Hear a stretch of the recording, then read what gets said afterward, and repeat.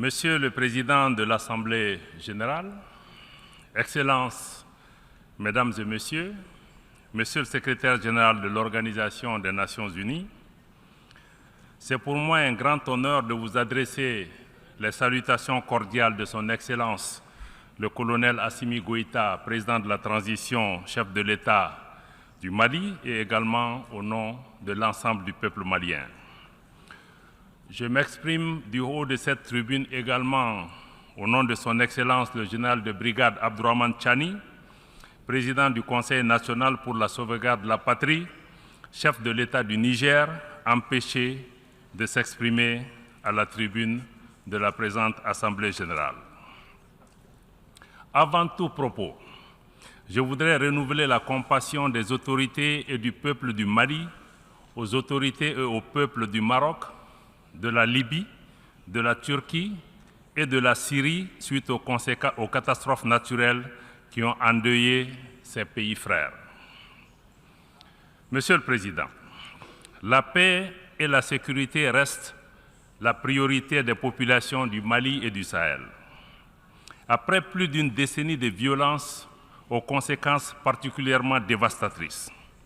Pourtant, cette région était connue comme un havre de paix, de cohésion sociale et de vivre ensemble entre les communautés qui la composent. Pour sa part, le Mali a décidé de changer de paradigme et de prendre son destin en main. Ainsi, au plan sécuritaire, le Mali a accordé la priorité au renforcement des capacités des forces de défense et de sécurité maliennes afin de leur permettre de s'acquitter de leur mission régalienne de défense du territoire national et de protection des populations et des biens. Aujourd'hui, le peuple malien a repris confiance en son outil de défense. Aujourd'hui, les populations du Mali sont encouragées par les résultats engrangés dans la lutte contre les groupes armés terroristes et leurs sponsors étatiques étrangers. Le Mali dénonce à nouveau et avec force les ingérences de certaines puissances qui continuent de faciliter les activités criminelles des groupes armés terroristes au Mali et au Sahel. Il y a lieu de rappeler que le 15 août 2022, le gouvernement du Mali avait alerté le Conseil de sécurité des Nations Unies sur les actes d'hostilité et d'agression de la France. Au lieu de cesser ces agissements, ce pays membre permanent du Conseil de sécurité des Nations Unies continue en toute impunité ces manœuvres de déstabilisation du Mali et du Sahel, comme en témoigne la récente libération des terroristes dans la zone des 3 frontières du Burkina Faso, du Mali et du Niger, en dehors de tout cadre judiciaire et à l'insu des États concernés, pour perpétrer plus d'actions terroristes contre nos populations civiles et nos forces de défense et de sécurité. Les actes hostiles de la France s'illustrent également par ses interventions intempestives et illégales pour retarder, voire empêcher le traitement de nos demandes de financement dans plusieurs institutions financières sous-régionales, régionales et même internationales. Dans le même ordre d'idées, il est regrettable que le même pays, la France, tente et même parfois parviennent malheureusement à instrumentaliser des organisations régionales africaines opposant des pays frères les uns aux autres uniquement pour ses intérêts géopolitiques dans une démarche néocoloniale et paternaliste. Monsieur le Président, le Mali est conscient du fait que l'action militaire seule ne suffit pas pour enrayer de manière durable les défis complexes liés au terrorisme et à certaines problématiques de la gouvernance du pays. C'est la raison pour laquelle le gouvernement s'est doté d'une stratégie intégrée qui comprend les réformes politiques et institutionnelles, le volet développement, la prise en compte des préoccupations spécifiques de la jeunesse, des femmes, y compris l'emploi et leur représentation dans les instances de décision au niveau local et national. Pour créer les conditions permettant de réaliser les aspirations profondes des populations maliennes au changement, le gouvernement s'est engagé dans la mise en œuvre de réformes politiques et institutionnelles nécessaires à la refondation de l'État. Participe de cette dynamique l'organisation réussie le 18 juin 2023 du référendum sur la nouvelle constitution du Mali, adoptée à plus de 96%. Sa promulgation par le chef de l'État le 22 juillet 2023 consacre l'avènement de la 4e République du Mali. En passant ce cap, le gouvernement donne le gage d'une volonté réelle pour le retour à un ordre constitutionnel apaisé et sécurisé, y compris l'organisation dans les tout prochains mois des élections générales. Monsieur le Président, après 10 ans de présence dans mon pays, la réponse internationale aux défis sécuritaires du Mali n'a pas été à la hauteur des menaces. Les attentes des populations maliennes, maintes fois exprimées par les autorités, ont ainsi été souvent ignorées. La mission des Nations Unies au Mali, MINUSMA, n'a pas été en mesure d'aider le Mali à rétablir son autorité sur l'ensemble de son territoire, en dépit cependant des moyens importants investis en elle ces 10 dernières années. Durant sa présence sur le territoire national, la situation sécuritaire, malheureusement, n'a fait que se dégrader. L'insécurité qui était cantonnée dans les régions du nord du Mali au moment du déploiement de la mission des Nations Unies en 2013 a atteint les régions du centre et du sud. Cette propagation de l'insécurité est fort heureusement en cours de fléchissement grâce au succès indéniable remporté sur le terrain par les forces armées maliennes, malgré les défis inhérents à ce type d'opération. En dépit des difficultés rencontrées par la MINUSMA, dues à l'inadaptation de la mission au contexte sécuritaire, à savoir le maintien de la paix dans un environnement où il n'y a pas de paix à maintenir, le gouvernement du Mali s'était accommodé cependant de la présence passive de la mission. Cependant, il était devenu inacceptable pour le gouvernement du Mali de laisser la MINUSMA continuer à devenir partie du problème, en aggravant les tensions entre nos communautés à travers l'instrumentalisation de la question des droits de l'homme à des fins politiques et servant ainsi des agendas extérieurs de pays hostiles au Mali. C'est ainsi qu'après une évaluation exhaustive, le gouvernement du Mali a demandé en juin 2023 le retrait sans délai de la MINUSMA et nous sommes heureux que le Conseil de sécurité des Nations Unies ait accédé à notre requête. Le gouvernement du Mali travaille avec la MINUSMA en vue de son retrait ordonné, coordonné et sécurisé, et c'est dans le délai imparti du 31 décembre 2023. Conformément aux dispositions pertinentes de la résolution 2690 adoptée le 30 juin 2023 par le Conseil de sécurité. Le gouvernement de la République du Mali n'envisage pas de proroger ce délai. Le gouvernement rassure les populations maliennes et la communauté internationale que toutes les dispositions sont prises pour assurer la continuité des services de l'État après le départ de la MINUSMA. La première phase du processus de retrait s'est achevée et la seconde phase est déjà engagée. Certes, la MINUSMA n'a pas été capable de remplir son mandat, mais le gouvernement et le peuple malien restent reconnaissants pour les efforts et les sacrifices consentis durant les 10 dernières années au Mali. Je rends ici hommage à la mémoire de toutes les victimes, civiles comme militaires, maliennes comme étrangères tombées au champ d'honneur au Mali.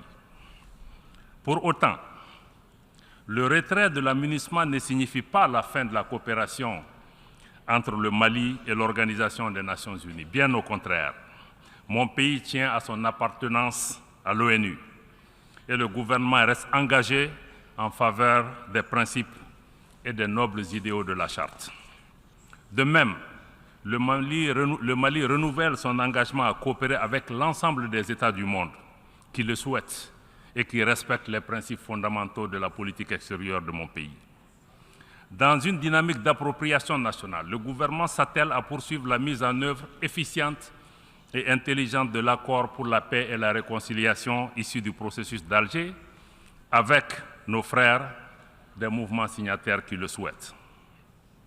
Nous nous réjouissons du chemin parcouru depuis la signature de cet accord en 2015, y compris l'adoption de la nouvelle constitution qui prend en charge plusieurs dispositions de l'accord, et le gouvernement a décidé de privilégier désormais le dialogue intermalien pour la poursuite du processus de paix avec les groupes signataires.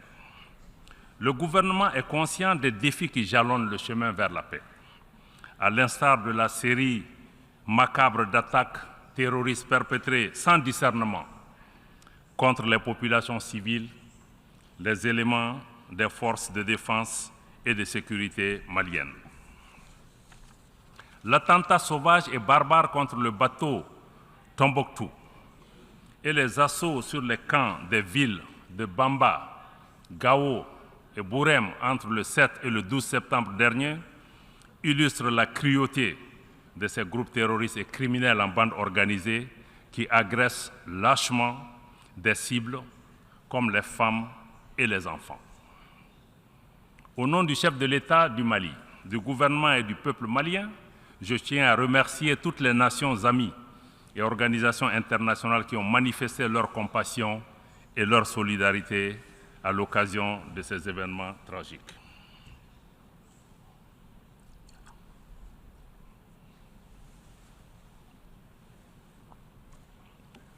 Toutefois, il est regrettable que même face à ces événements aussi tragiques, et au moment où le thème de notre session nous engage à plus de solidarité, donc il est regrettable que le Conseil de sécurité des Nations Unies ne soit pas parvenu au minimum de consensus pour à tout le moins dénoncer ces actes barbares. Malgré ces difficultés, ou mieux, en raison de ces difficultés, le gouvernement de la République du Mali est plus que jamais déterminé à exercer sa souveraineté, asseoir son autorité, toute son autorité sur l'ensemble du territoire national. Aux attaques obscurantistes, l'offensive des forces de défense et de sécurité se poursuivra et la riposte sera immédiate et ferme. C'était le cas récemment à Bourem où nos vaillants soldats ont repoussé une attaque de ces bandes criminelles et obscurantistes en leur infligeant des pertes substantielles. Concours de cette dynamique du renforcement de la présence et de l'autorité de l'État, l'engagement de l'État à occuper toutes les emprises libérées ou à libérer par la MINUSMA. Contrairement à certaines allégations, l'occupation de ces emprises, qui est en tout point conforme au texte des Nations Unies, ne constitue en aucune façon un acte de belligérance de l'État malien vis-à-vis des mouvements signataires. Au contraire, nous continuons de tendre la main à nos frères des mouvements signataires pour une paix durable et un développement harmonieux au profit de nos populations. À cet effet, nous appelons les groupes armés à se démarquer et cesser les collisions constatées avec les groupes armés terroristes lors des dernières attaques, et ce, conformément à l'accord pour la paix, mais aussi aux différentes résolutions pertinentes du Conseil de sécurité des Nations Unies. Dans le contexte géopolitique actuel, le Mali ne souhaite pas devenir un théâtre de confrontation ou de compétition entre les intérêts géopolitiques de puissances étrangères. Et nous restons disposés à coopérer avec tous les partenaires respectueux de notre souveraineté, de nos choix de partenariat et également des intérêts des Maliens. Monsieur le Président, sur la situation régionale et internationale, le Mali reste attentif au développement en cours en Afrique et dans le reste du monde. Concernant la gouvernance mondiale, le gouvernement de la République du Mali réitère son attachement au respect de la Charte des Nations Unies, particulièrement le respect de l'égalité souveraine des États et conséquemment son rejet des activités de certaines puissances à perpétuer une domination néocoloniale et à assujettir d'autres peuples, d'autres pays et d'autres nations.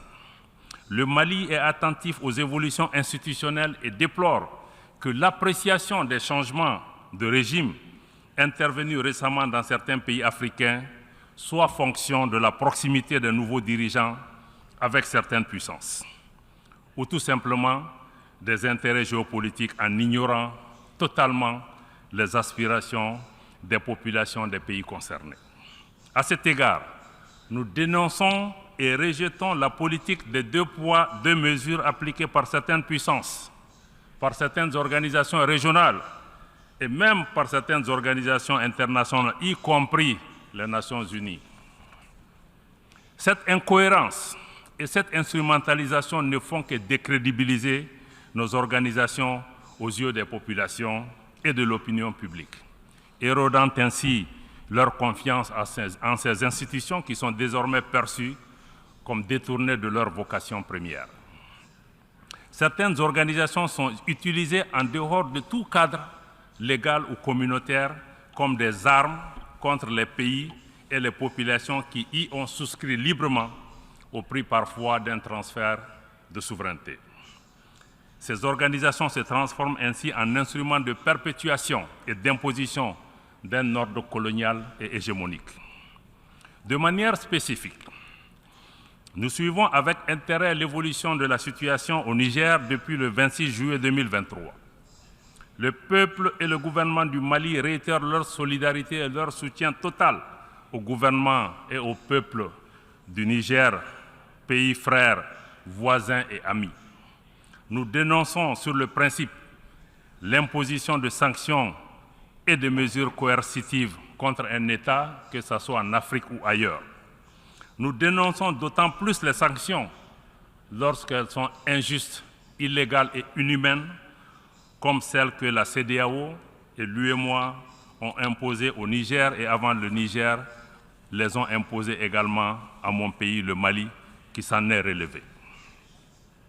Les conséquences inhumaines de ces sanctions sont si dramatiques, je parle des sanctions au Niger, que le secrétaire général adjoint des Nations Unies aux affaires humanitaires et coordonnateur des secours d'urgence a dû écrire au président de la commission de la CEDEAO une lettre l'interpellant sur la nécessité d'un allègement de ces mesures. Je dois rappeler que même dans la guerre qui a opposé l'Irak aux États-Unis, un couloir humanitaire a été ouvert pour permettre d'approvisionner le peuple irakien. Comment se fait-il que nous qui sommes dans ces organisations fondées sur la solidarité et sur la fraternité, nous puissions punir nos propres voisins, nos propres frères, en les empêchant d'avoir la nourriture, en les empêchant d'avoir des médicaments? Par ailleurs, le Mali reste fortement opposé à toute intervention militaire de la CEDEAO aux conséquences désastreuses pour le Niger, mais aussi pour l'ensemble de la région. Toute intervention militaire au Niger, j'allais dire toute agression, toute invasion de ce pays, constitue une menace directe à la paix et à la sécurité du Mali, mais aussi à la paix et à la sécurité de la région et aura nécessairement des conséquences sérieuses. Nous ne resterons pas les bras croisés. Il est primordial d'éviter de reproduire les graves erreurs d'un passé relativement récent. Il vous souviendra qu'en 2011, en dépit de l'opposition ferme et des mises en garde des dirigeants africains, le Conseil de sécurité des Nations Unies a décidé malheureusement d'autoriser une intervention militaire de l'OTAN en Libye, dont les conséquences ont déstabilisé durablement ce pays frère et l'ensemble de la région. Cette guerre de l'OTAN en Libye est à l'origine de l'expansion du terrorisme et de l'extrémisme violent dans la région du Sahel, avec son lot de victimes innocentes et de destruction.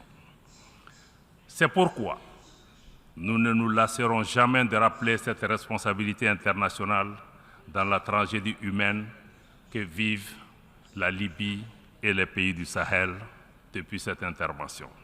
Aussi, au nom de toutes les victimes de 2011 à aujourd'hui, des dizaines de milliers de morts, des millions de personnes déplacées et réfugiées, nous réclamons justice, nous demandons réparation. Mais surtout, nous demandons que la communauté internationale assume ses responsabilités et tire toutes les conséquences de cette intervention militaire hasardeuse des grandes puissances dans un pays tiers. Il est crucial d'éviter de reproduire au Niger les erreurs commises en Libye. et qui sont justement à l'origine de la dégradation de la situation dans toute la région du Sahel, y compris au Burkina Faso, au Mali et au Niger. Ceci est essentiel pour rétablir la confiance entre les nations, comme c'est le thème de notre session. Monsieur le Président, les multiples défis à la paix et à la sécurité internationale appellent à la réforme de l'architecture dédiée des Nations Unies.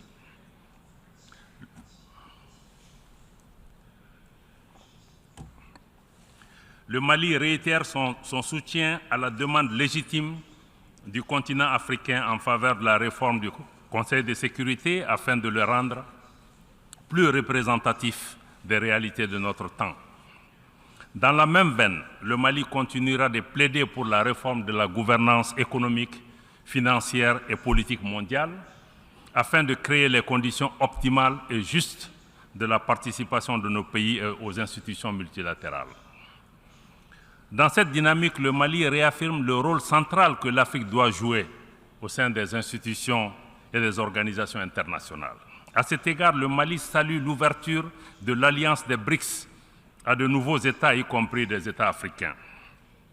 L'Alliance des BRICS et ses mécanismes, y compris la banque, offrent une alternative flexible et adaptée aux besoins de développement des pays du Sud global. Dans le même ordre d'idées, l'élargissement récent du G20 à l'Union africaine est un signal encourageant mais pas suffisant. Il est important que la participation de l'Afrique à d'autres forats internationaux s'intensifie au nom de la justice et de l'équité. Les changements climatiques constituent une menace réelle pour les générations présentes et futures. Nous devons avoir le courage de sortir du dogmatisme ambiant et des jeux d'intérêts étroits concernant cette problématique. À cet égard, le temps est venu de mettre effectivement en œuvre les décisions de nos sommets et de nos COP.